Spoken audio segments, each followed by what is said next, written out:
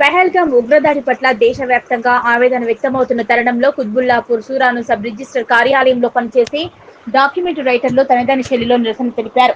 April 22న Jammu కాశ్మీర్లోని పహల్గామ్ వద్ద జరిగిన ఉగ్రదాడిలో 28 మంది అమాయక ప్రజలు ప్రాణాలు కోల్పోయిన దారుణ ఘటనపై డాక్యుమెంటరీ రైటర్లు శుక్రవారం నల్ల బ్యాడ్జీలు ధరించి తమ వ్యతిరేకతను తెలిపారు.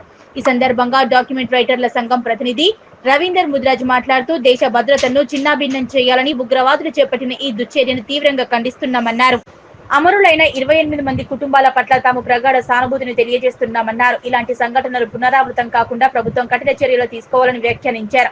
దేశ భద్రతా వ్యవస్థను బలోపేతం చేయడమే కాకుండా అమాయకుల ప్రాణాలు పోనివ్వకుండా గట్టి నిఘా ఏర్పాటు చేయాలని కోరారు. ఈ కార్యక్రమంలో పలువురు డాక్యుమెంటరీ రైటర్లు పాల్గొని ఉగ్రవాదానికి వ్యతిరేకంగా తన భావాలను వ్యక్తపరిచారు. ఇలాంటి ఘటనలపై సమాజం మేల్కొని సంఘీభావంతో స్పందించడం అవసరమని కార్యక్రమంలో పాల్గొన్న వారు తెలిపారు.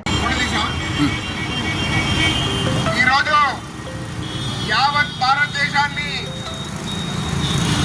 పట్టి పీడిస్తున్నటువంటి ఉగ్రవాద చర్యలను భారత ప్రభుత్వం కఠిన చర్యలు తీసుకోవాలని, ఆ ఉగ్రవాదులు భారతీయులను కిరాతంగా చంపినటువంటి వాళ్ళని పుట్టగతులు లేకుండా చేయాలని యావత్ భారతదేశంలో ఉన్న అన్ని సామాజిక వర్గాలు కోరుతున్నాయి.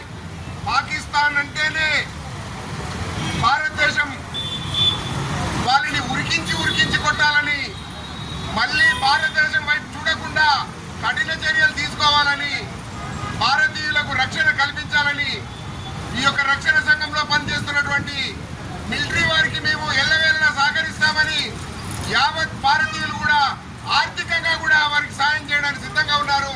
ప్రధానమంత్రి గారు, రక్షణ మంత్రి గారు భయపడొద్దు, పాకిస్తాన్ ని మట్టి కల్పించాలని మేము ఈరోజు డిమాండ్ చేస్తున్నాం. భారత్ మాతా కీ జై, భారత్ మాతా కీ జై, భారత్ మాతా కీ